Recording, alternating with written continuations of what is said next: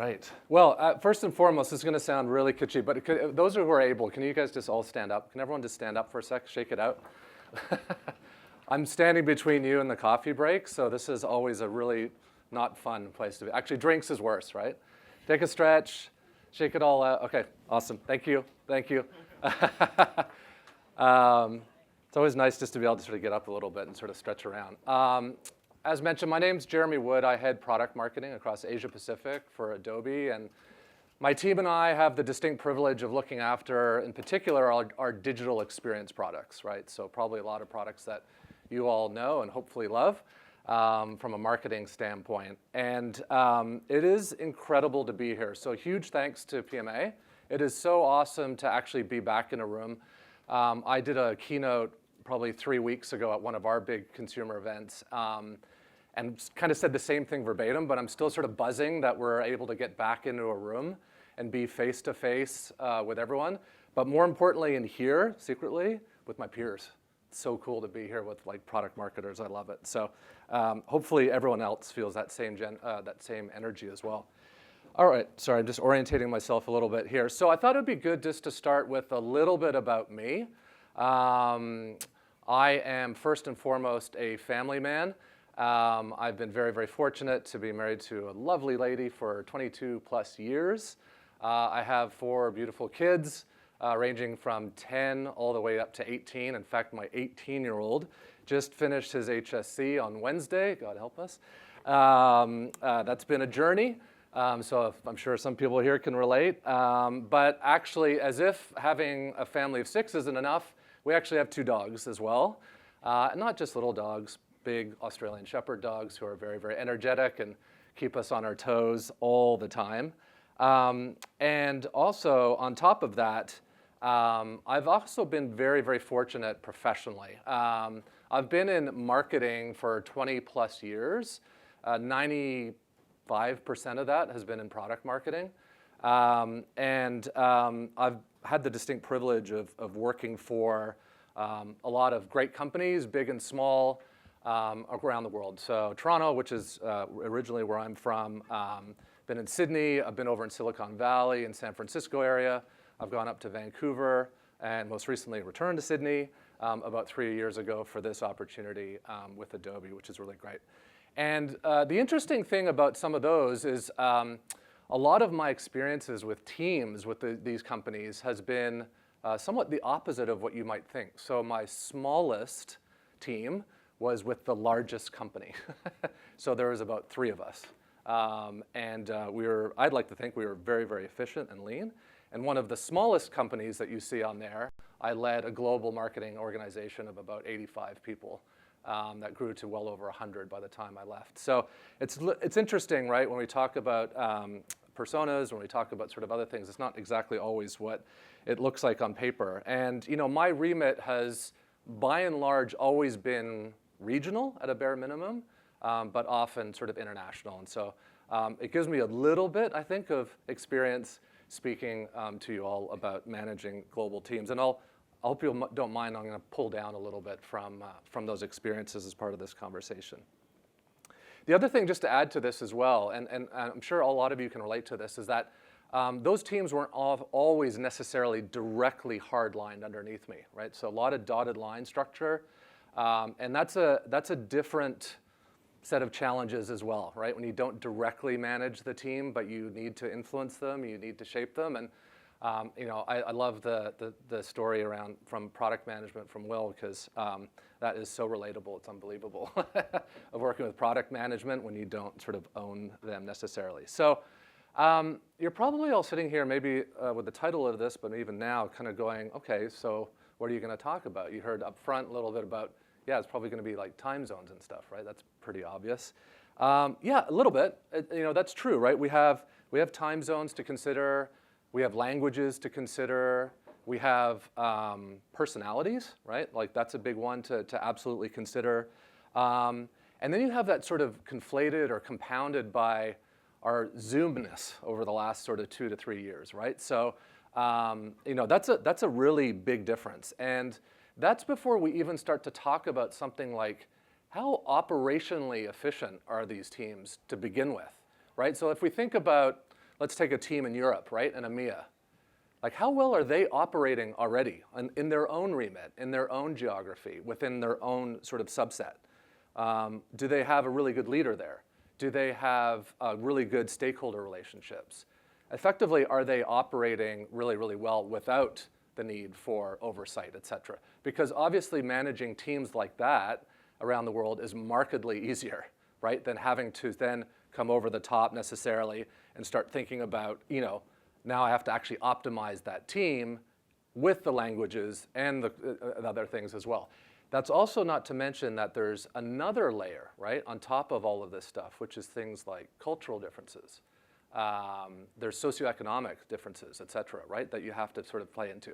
So all of these things have a little bit of a multiplier effect on each other. And so you're constantly just being aware, acutely aware for that matter, of these things every time you're engaging and every time you're trying to get the best out of these teams. And Zoom fatigue, I know I talked about that, and it comes up all the time. I'm sure you're hearing it or seeing it and feeling it, is really real, day in, day out. I don't know, hopefully we're on the other side of all this craziness, but if you're anything like us, we're sort of going through that back to work initiative, get back in the office, but stay flexible. So it's a little bit confusing, right? Because some people are really embracing it. Some people are very resistant. And so again, you have this sort of hybrid, flexible, semi in the office sort of thing going on, but there's a lot of fatigue around that. And the impact on teams in particular from that has been enormous and continues to linger in many, many ways, right? Because the single biggest component that I see in terms of team success has been the single biggest thing missing. That's getting your teams together, like in person, right? So, oops, sorry, I think I went the wrong way there. So it's great being back in person, as I mentioned at the beginning, but it's even better, right, being with your colleagues, being with your customers, being with your partners, and being with your internal key stakeholders. Because it's one of the biggest X factors, without question, in terms of enabling great teams. So whether it's for planning, workshopping, problem solving, but also like we can't discount like the social element, right? Getting together, team building, bonding. I mean, they are all fantastic, and it's a great area. It's a great thing of getting everyone together. But it's, again, like I keep saying, it's been the single biggest thing that's been missing. So this is a picture of actually my team here across Asia Pacific. We actually got together for the first time in 3 years a couple of months ago. So I've been at Adobe for 3 years, based in Sydney, and it's the first time I've met a third of that team in person, and it's the first time they've ever been together all in the same place. And you'll notice that we had that fun. We have a escape room on the right-hand side, which is kind of fun, that we did as a team building thing. But you might notice an interesting element in that picture on the left. Our colleague based in Beijing, for understandable reasons, couldn't travel, right? So we have her she's a computer face, like in our team photo, with a big smile. But the thing here wasn't so much that, obviously we missed having one of our colleagues in the room. We absolutely over-indexed to make sure that she felt super included. And how many of you can relate to sort of, pinching yourself or catching yourself going, oh, that's right, not everyone is here right now. And you sort of look over to the screen and the person's there, or maybe they've gone off to get a coffee or something. And you kind of got to be like, oh, how do I make this, as interactive, as beneficial as you were in the room? And we patted ourselves on the back a little bit because, like I said, both the team and the facilitator and everyone else involved were like almost over-indexing for her first and foremost more than anything. And one of the greatest sort of outcomes of that sort of 2.5-day offsite wasn't just because we tackled some really hard topics, we tackled some difficult situations, we did some planning. It was really about getting to know each other for real. And in fact, we spent probably, I'd say, 60% of the agenda on like team building, but like personality building, right? So getting to know each other, opening up, creating that psychological safety environment, and allowing people to sort of open up about themselves and getting to know each other really, really well, which was fantastic. But one of the biggest impacts, again, from this, and actually this is probably for any team that I've had the privilege of being in across my career, is actually the ongoing effects of that, right? So it's great to have that in the room for the day or two, but what's the shelf life of that?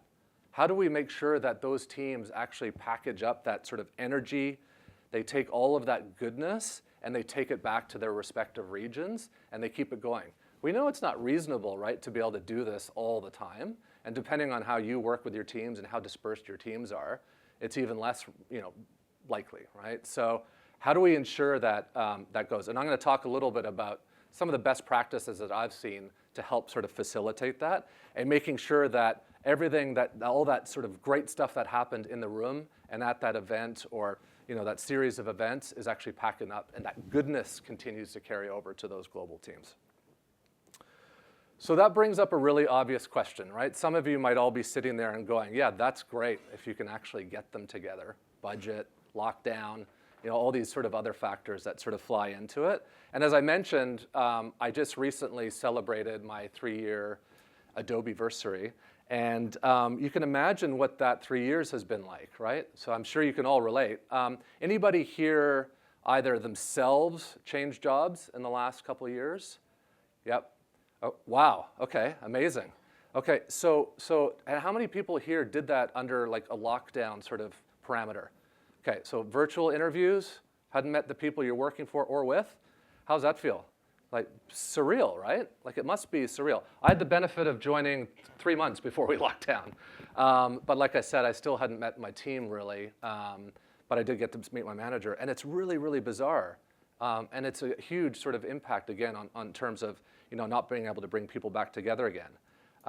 So it's one of those things that I'm probably like you all, we spend a lot of time reflecting on and appreciating in terms of being able to get together. So I think probably like any time not like any time in my career, we have sort of put so much impetus on sort of these gatherings, right? Really indexing on an agenda versus like, yeah, let's do some FY23 planning and we'll go for drinks and it'll be awesome. It's like, how do we optimize this very, very valuable opportunity to get together? So I mentioned that getting together, right? This is sort of the big one, right? This is the gelling. This is absolutely the high touch sort of thing. That's great. The other one is sort of that getting to know each other. And that's not just sort of the personal breakdown. It kind of goes back to that personality thing I was talking about. How many people here have received an email from a work colleague and kind of read it and gone, yikes, like this is pretty short, it's a little tense, this person's a bit of a such and such, right? Yeah, I definitely have. But then conversely, how many people have gone on to meet that person face to face and then gone, oh, I get it. Not sense that they're a jerk, but they're like, oh, they kind of talk that same way, and so that's why he writes in all caps and in 4 words and stuff like that. I get it. But it kind of breaks down a few things, right? And I definitely have been, guilty of that, where I've just gone, either it's in chat or it's in an email format. I've just, you can kind of give it a pass because it's like, yeah, that's their style. That's a huge breakdown, right? That's an ability to be able to actually do that and then be able to say, okay, now I can work effectively. We've heard a couple of talks this morning talking about working dynamics and making sure you're getting in early, making sure you're sort of breaking down those silos, getting on the same page, and ensuring that those personalities, albeit not being the same, are appreciated and you can actually work through that. So I think one of those things, being able to get together again, is an opportunity to do that, but it shouldn't stop you from, I guess, investing, right, and trying to get to that next best thing, even if it has to be on video. Oops, sorry, that didn't work. I think, oops, sorry, yes it did. I am getting a little bit ahead of myself, though, because what I wanted to go back and talk about was another situation, and hopefully this is relatable as well. So I know there was hands up talking about global teams, right? This is this thing I call sort of HQ versus the rest of us, right? Sort of like regional or field versus the head office. How many people in this room currently work in their head office? Okay, so about half. So I guess that means the rest of you work in a regional or remote fashion, right, by virtue of that. Do you have a bit of an us versus them mentality? Do you ever have to deal with a little bit of that dynamic? Yeah, a little bit of nodding. Everyone's being very polite. Of course you do. I definitely do. You saw some logos on there, some US-based companies. You know, the US is, I'm Canadian, so I got to get away with this. You know, there's always that tension. Even best intentions, the best run companies, you'll often get that sort of, no, we do it here, and then we bring it to you. Product marketing has got to be the #1 recipient of that kind of dynamic, right? We are going to build the comms, the messaging, the value prop, the competitive differentiation, which you can add a little bit to, and we're going to package it up, and we're going to launch it. We're going to launch it in APAC, we're going to launch it in EMEA, we're going to launch it there, and it's going to work. Nope. We are in the region, we are in the field as the regional experts to make sure that that product market fit and that launch stuff works, right? But it can be that attitude that, you know, it's just, you know, this is how it's done. And it's quite interesting that I've seen this play out so many times. And it's a really important dynamic to turn around because it really does impact not only the relationship side, but like our effectiveness, right? And we need to be incentivized to be able to sort of be effective, and that's a core component of it. If we don't have autonomy, the keys to actually make things successful, then that dynamic is never going to work that well, right? So it really does sort of diminish a little bit our effectiveness of being in the region. And so for this situation in particular, I find it really, really helpful to level set expectations with stakeholders, right? So start from scratch, create that blank slate. I heard a little bit about this morning even already, where it was like kind of get in early, establish those relationships, make sure that there's a level understanding of what everyone does. So there's two sides of this one, right? So if we're sitting there talking to our friends at HQ or you know, head office, what do you do? What's your expectations? What do you do versus what we do, right? What are you on the hook to deliver? What are the expectations that we should have of your function? And then vice versa, whether it's, you know, customer advisory boards, escalations, product development, et cetera, what are we on the hook to deliver? What are your expectations of my team versus your team, and who's going to contribute and vice versa? Really, really important. And again, I'm going to keep saying this over and over again. Seems like people are probably sitting there going, yeah, of course, duh. It's amazing how often this is overlooked, right? You just sit into a role, you get into a role, you get into a team, and it's like, I don't know, that's just how it operates. I guess that's, you know, X company's sort of DNA. I guess that's just how they work. No, right? Like that's not optimal. So this is something it's worth rolling up your sleeves and making sure you're doing that and changing that conversation. Being able to have that strong foundation of a clarity around roles and responsibility and everyone understanding those helps to break down those silos. And silos, without question, is one of the biggest single points of friction in terms of optimizing your time, your team's time, and ultimately your success, right? So really getting that great foundation in place. And by the way, I'm not up here prophesizing, going, I know how to do it. There's no silver bullet necessarily. What I think I've taken away of 20 plus years is it's always worth investing, and it's always going to be a work in progress. So you just need to keep sort of reminding yourself, challenging yourself, that, you know, the payoff is worth it, right? What's that saying? The juice is worth the squeeze? Absolutely true, absolutely true. So no matter what team you play in or who you play with, either side of the coin or either side of that equation, it's absolutely important to be able to do it. All right. So this actually opens up another key dynamic that I wanted to talk about. So in terms of alignment.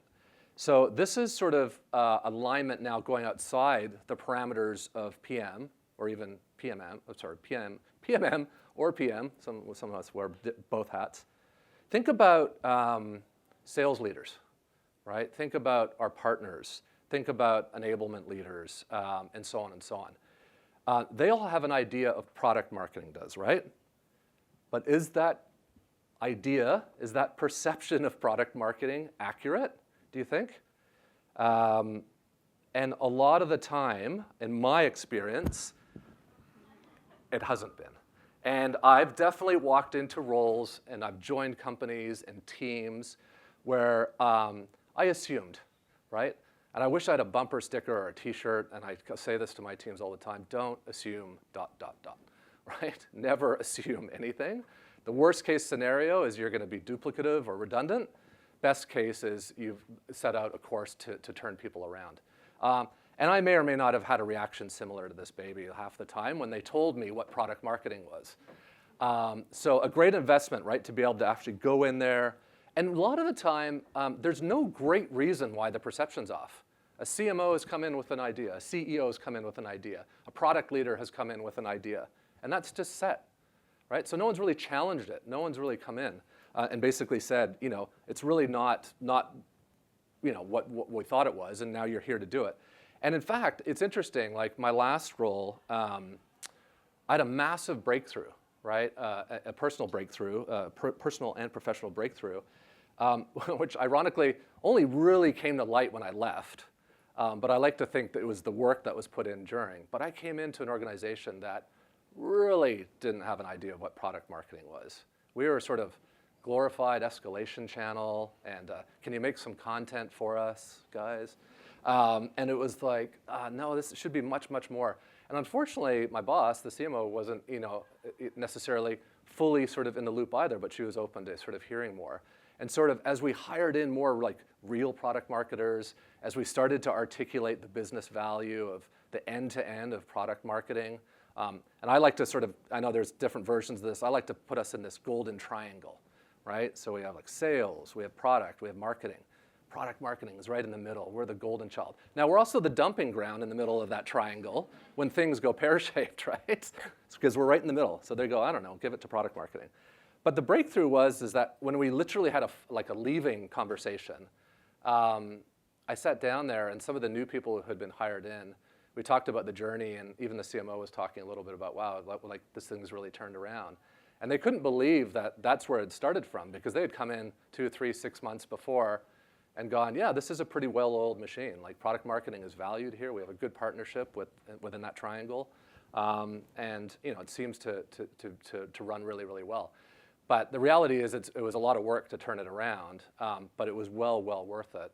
And I like to think that I actually left the team doing really, really great stuff. So make sure you don't, what's the right way to put it? Accept the de facto, right? Challenge it, go in. Sort of be strong about sort of what you think product marketing in this case should be and the business value that it brings, and invest in that as well. I'm sure lots of people here have been there.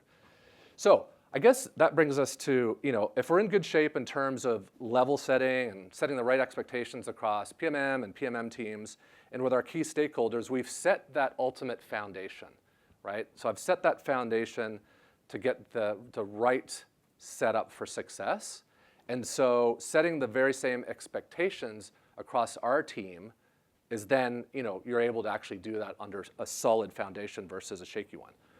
I mean that in every sense of the word, right? So if we think about things like how do we get the best from each other? How are we going to get the most in this operation? How are we going to best understand everything?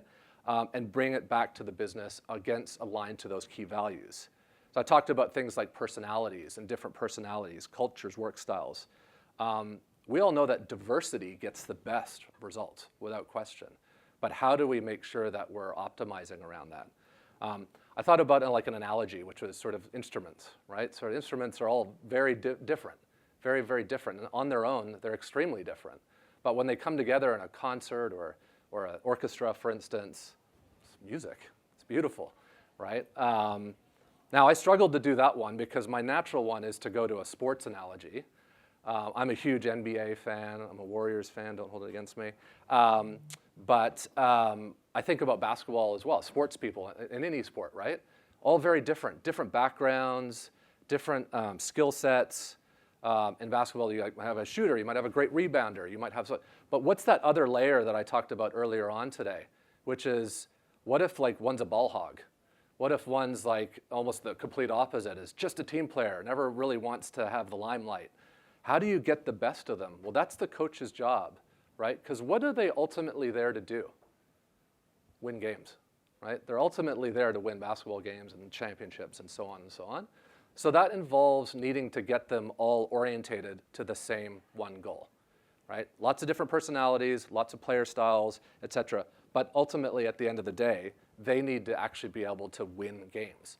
And so that's why so much of the time you see, these dynamics not working with all these superstars playing together and stuff. They just can't corral them around that one shared value. And it's no different for our teams, right? Again, we take all those personalities, those types, and we sit there and we say, we need to actually all row in the same direction.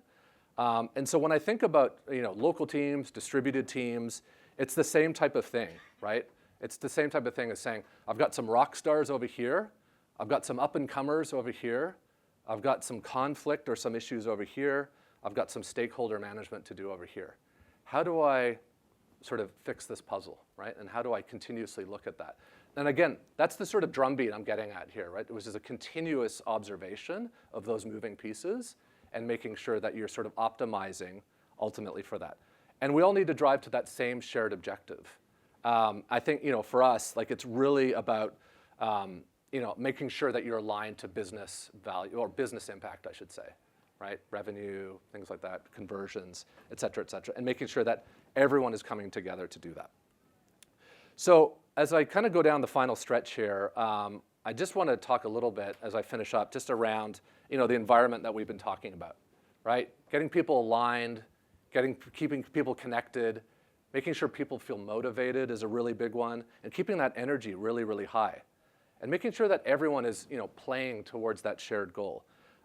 In several of my roles, including at Adobe, we leverage things like OKRs, objectives and key results, other success frameworks, to make sure that we are aligned. I'm not saying it's perfect science, but making sure that we're aligned back to the goals, because we get pulled into so many different things, right? We're asked to do so many different things.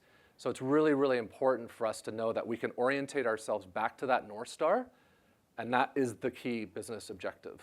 So that's the objective. What are the outcomes? What are the tactics that we actually use to roll up to those? And that's how we stay in our swim lanes, and that's how I help the team stay in their swim lanes as well. And that's really, really important. And the idea also behind all of this is that, there's basically, it's a great backdrop to ensuring that your stakeholders are also in the know about what you're doing. How many people here have sort of struggled to articulate the value of what they're doing, the product marketing, back to other areas of the business? Yeah? Is it largely because sometimes we can't hang our hat directly on it, right? Like we can't just say revenue. That's what we do. We drive pipeline, or we close deals. We're always a step removed a little bit, right? So we ring fence around those and say, we contribute to revenue. We contribute to time to close, deal size, all that kind of stuff, but sort of around the outside, right? So I think that's a really key one as well. So from an OKR standpoint, that's how we help do that. So I talked about connectivity. Absolutely, that's the key, right? Making sure that we're breaking down those silos and everything. I have an overshare philosophy. It's a bit of a weird one. When I go into a role, or even when I've been in the role a little while, I'm like, share, like communicate, but overshare with me. Send me all your emails. Send me your notes. I'd much prefer to be inundated with information than to miss something that was critical or crucial, right? So let me do that, and then really kind of load me up.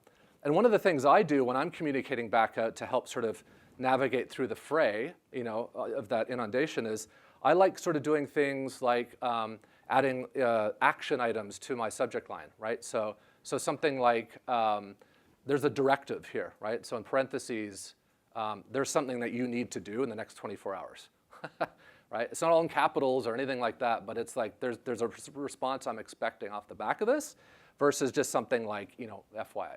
I'm just sharing, right? So you can just archive it or do what you want to do. Motivation is the other big one, right? So the motivation, keeping people like engaged and incentivized is a really, really big thing. We've used everything, or I say we, I mean over the course of my career, things, spot bonuses, hampers, things like that to call out people. But actually, it's even little smaller things, like we used to have like kudos, right, in team meetings, like, hey, awesome job. It's not meant to be as rah-rah as that just sounded. It's actually meant to be like really meaningful and actually goes a long way. So kudos, shout outs, right? Things like that, making sure people are, are understood. And that's really important in a global dynamic as well. Like, hearing from the managers and saying, should we do a shout out at the next sort of all hands or town hall? Because they've done a really, really good job. One quick example from our team here, as we've recently done, is to recognize in a really fun, silly way the best budget spender. Now, this isn't someone who just can spend money. it's actually the most accurate spender to their budget, right? So a lot of the time we roll over budget, or we have to pass it on. I hate passing budget on to another team or giving back. So it's kind of like a little shout out to say, you said you wanted this money for these reasons and you spent it. Well done, right? So it's just a little silly, funny voucher sort of thing. It sounds silly, but it's actually gone a long way. At the end of the day, there's a lot of challenges, I guess is what I'm getting at, and I'm getting my countdown timer. So let me jump ahead really, really quickly just to do that age-old sort of, if you don't remember anything, here's a couple of things maybe to take home with you. Find time to connect, right? That's the given. I'm broken record on that. Any which way you can. Obviously, gold standards, get together in person, one-on-one, one-to-many, bring your teams together, and know that there's some great things. But invest in that connection as well, right? Go beyond that. Learn your team's birthdays, their likes, their lots, their kids, their animals, all that kind of stuff, and just do a quick shout out around that. It really goes a long way to showing your empathy and your investment in that team, again, globally. Ways of working, right? Recognize that everyone works a little bit differently, and recognize that. Not just time zones, not just personalities. One of the great things I stole from a previous manager is he had a great footer on his email, on his signature, which said, my ways of working might not be yours. Please don't feel that you need to respond to this, outside of your working hours. And so that's now in my signature footer. And it's a really good one, and other people have stolen it too, and I hope to pass that on. It's just a really nice recognition. And set your team up for success, right? Make sure you're giving them the tools, the building blocks, the framework, the technology, and orientate them towards that shared goal so that everyone's rowing in the same direction. Everyone is optimized and set up to be able to actually deliver on that. Because then the business will succeed, but just as importantly, your teams will succeed, and they'll feel like they're succeeding. Right? So it's a really, really important component of that winning team mentality and that winning team engagement. So with that being said, hopefully you found that useful. I really enjoyed my time here. Thank you so much for having me. I'm open to any questions now or after, as I know I'm over time. But thanks again. Thanks, everyone.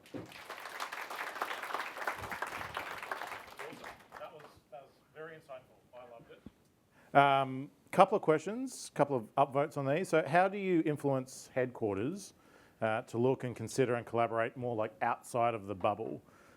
Often it's easier just to work their way. Yeah, great question. And again, caveat, right? There's no silver bullet. I think the thing that I've found the most effective is buried in some of what I talked about. So showing your value, right? So establishing that collaborative relationship.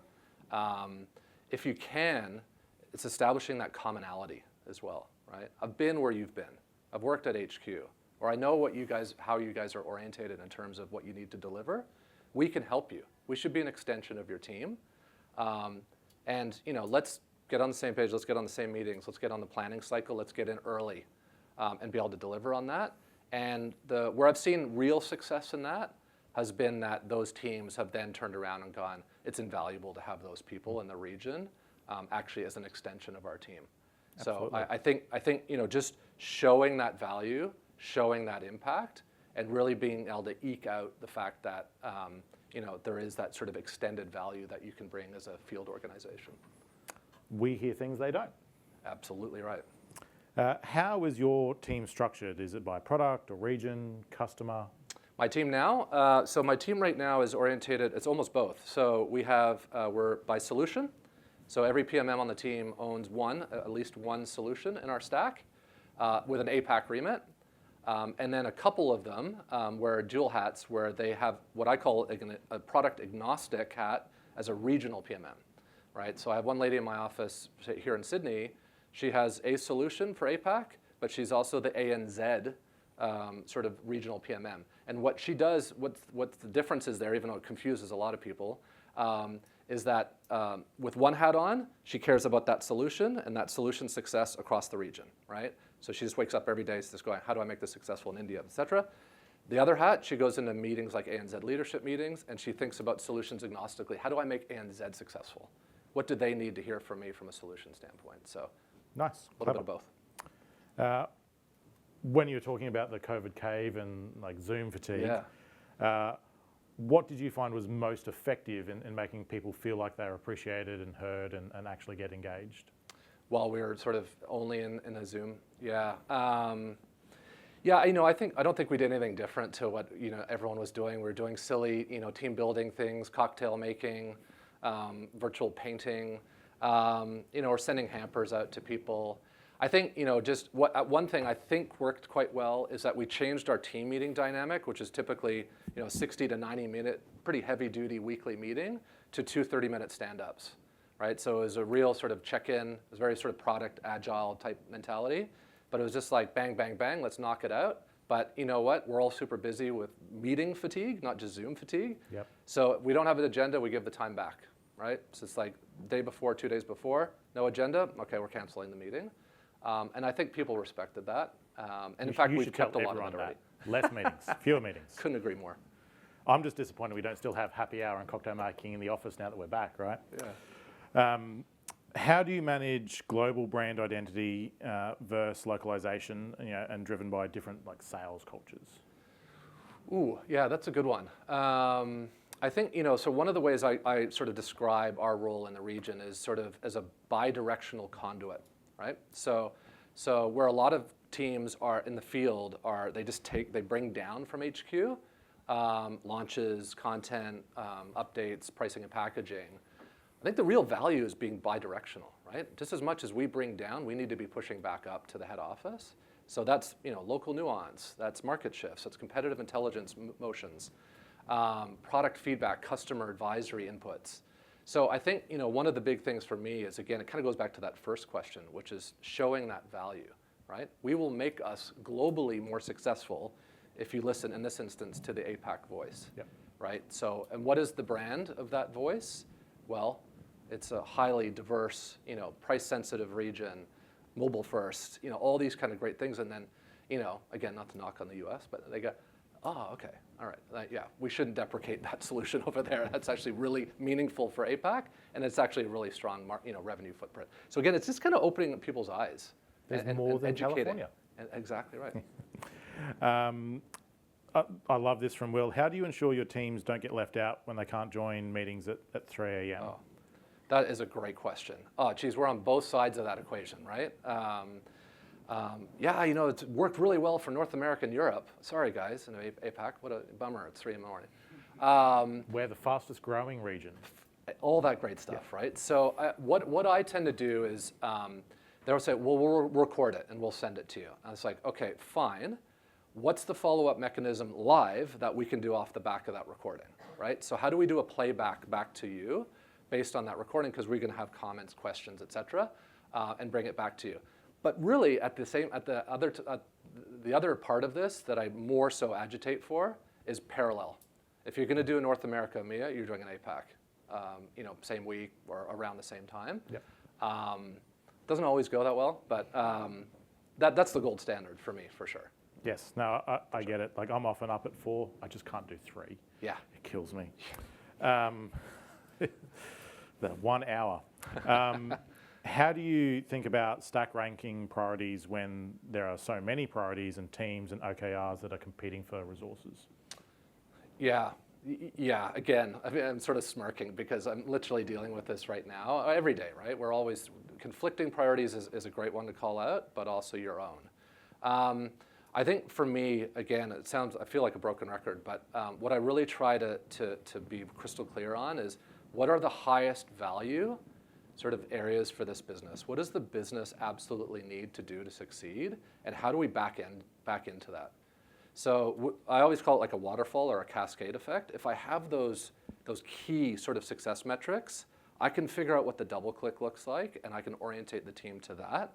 Because the reason I say that in that way is because I can then go to any cross function, and if they're like, yeah, but we want you over there building brochures, like that's super important for us, I can go, I don't see that on here. I don't understand how that actually connects back to that, like that key objective. And so that's the what I call the pushback mechanism, right? So our OKRs are our pushback mechanism. I go, okay, sales leader, okay, partner leader. This was agreed to by our MDs and all of global leadership. I don't think yours is going to actually make its way onto there. We'll try, best endeavors. But that kind of tries to keep us in those swim lanes, both for our own good and our own sanity, but also it gives you that sort of, people don't like to say no very much, right? Yep. So okay, we'll do it. Yes. Yeah. So last question, and I like this, it's kind of flipped around. We're on the dark side, we're part of HQ, and we're desperate for collaboration with the regions, but struggle to get attention. So how do you evangelize the region back to headquarters? I love it. Again, like the value exchange, right? How can we help you, and how you can help us? You're struggling to better understand the market dynamics of, let's say, Asia Pacific right now. Let us educate you. Let us partner with you on what success looks like, and bring us into your fold. That's the one thing comes up all the time. Like, we hear about these meetings. Now, yes, timing might not line up, but a lot of the time it's after the fact. Oh, we had a huddle and we decided X, Y, and Z. Did you? We weren't part of that. Oh, okay. Yeah, we'll invite you next time. So it's sort of banging the drum, and APAC in particular, right, always has to be noisier. We're third cab off the rank most of the time. And so it's like, hey, we're noisy, and we've got a great market here, and we have all this amazing sort of innovation and growth. So it's kind of bringing that to the forefront again. And then it's that age-old thing, right, where it's like, I keep saying value exchange, because it is. What are you going to do for me? And it's like, well, this is what we can do for you. And once they start realizing that, once you notch a few wins, you go from sort of an optional attendee to you absolutely have a seat in every conversation. Love it. Breaking it down, man. Awesome. Nice and easy. Yeah. Cool. Thanks very much. Thank you. Thanks again. Thanks so much. Thanks, Jeremy. Thanks so much.